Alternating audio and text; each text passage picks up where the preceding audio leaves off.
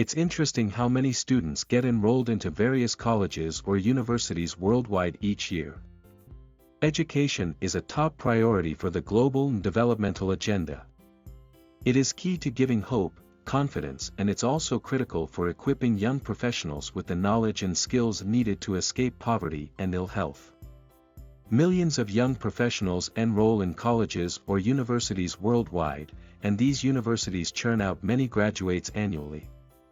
Unfortunately, this number is not expected to drastically fall in years to come, due to the importance of education in society. What is more concerning is the number of graduates that lands a job right after college.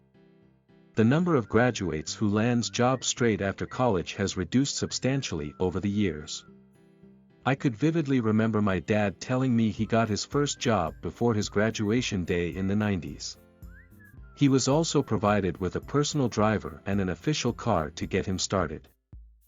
I doubt opportunities such as this still exist in many parts of the world, except probably in specific roles whose job functions require extensive travel or higher management. Who is to blame? You might be tempted to point fingers at the employers, educational institutions, the government or society. However, the truth is that maybe none of these agencies is to blame. The society has just changed from what it used to be to what it is now, and it will most likely continue to change for the foreseeable future. The implication is that young professionals and school leavers will need to adapt to the changing world, by adopting new strategies to make them stand out, achieve their career goals, and land their dream jobs. Year in year out, colleges and universities worldwide churn out students en masse. These students are expected to head straight into the labor force and find employment opportunities.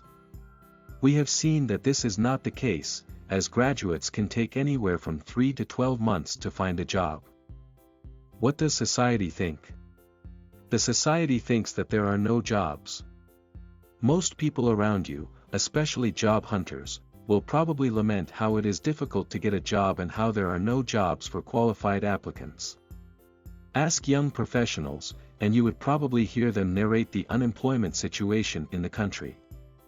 Check out any media or national statistics, and you will see a publication that states the current unemployment statistics in the country. This notion of lack of jobs has almost become known and accepted in most parts of the world. Contrary to this opinion, there are jobs. In fact, there may be as many jobs as job applicants. However, the problem lies in the ability to find skilled candidates. Most employers complain about how it is so challenging to find experienced and qualified candidates. Some job positions remain open for months before a suitable applicant is found. And this excludes situations when these jobs are not publicly available. Students and educational sponsors know that education is not cheap. We all know it costs tens of thousands of dollars to see a student through the university.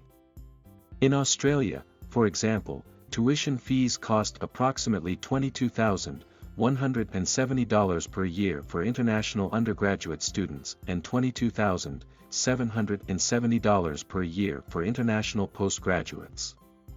The total fees for international undergraduates and postgraduates could sum up to $65,000 and $45,770 respectively for the entire duration of the degree. In the U.S., the average out-of-state fees for public and private four-year college is about $26,000 and $35,000 respectively. In the UK, international undergraduate students can expect to pay £10,000, that is about $14,000, for non-medical degrees. Clearly, these fees aren't cheap.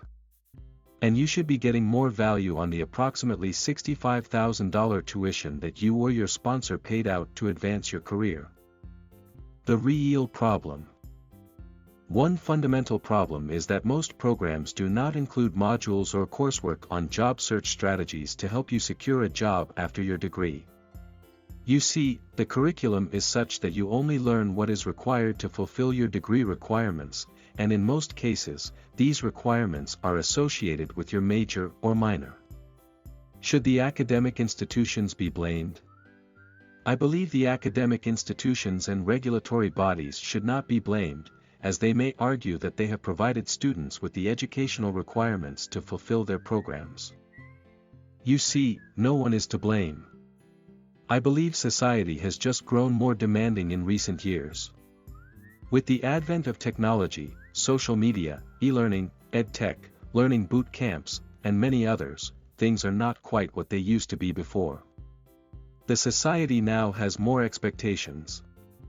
Many years ago, what used to be acceptable has now been deemed as minimum requirements, unfortunately.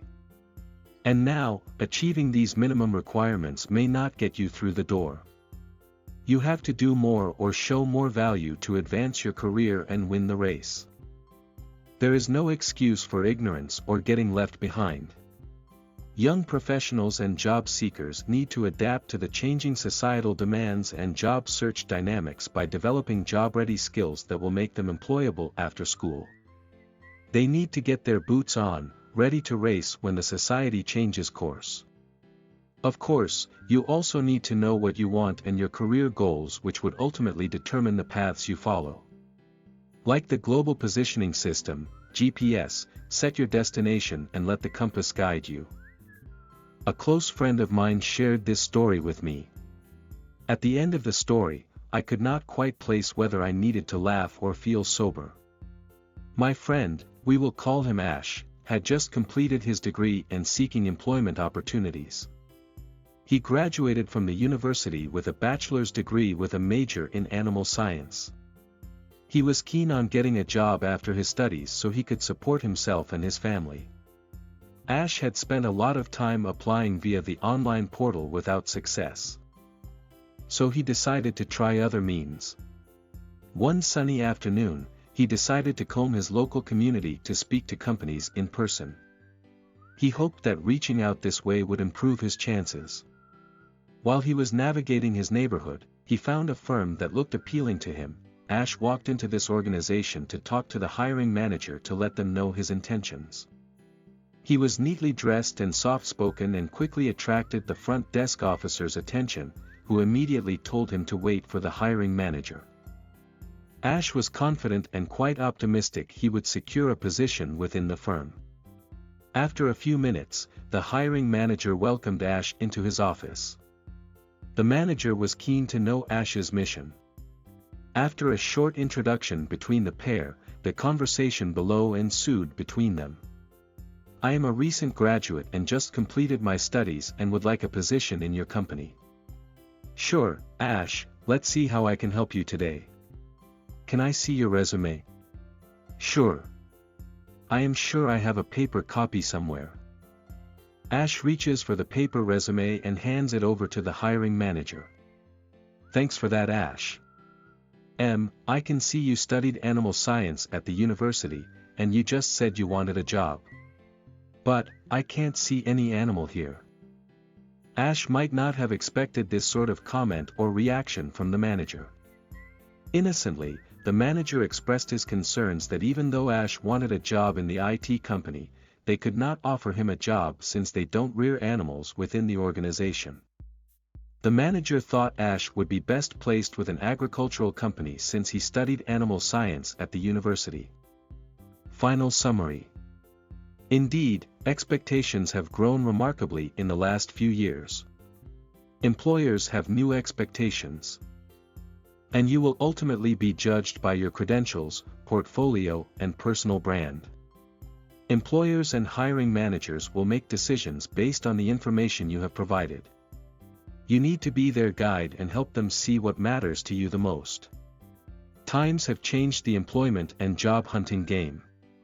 Employers and candidates seem to be separated by a one-way mirror similar to that installed in investigation rooms in police departments. The successful candidates are the ones who constantly leap or pip over to see what the employer and the society need on the other side and adapt their learning, development and job search strategies to the ones the employers genuinely need. This strategy will help them become visible to the employers and stand out during the application process and interview.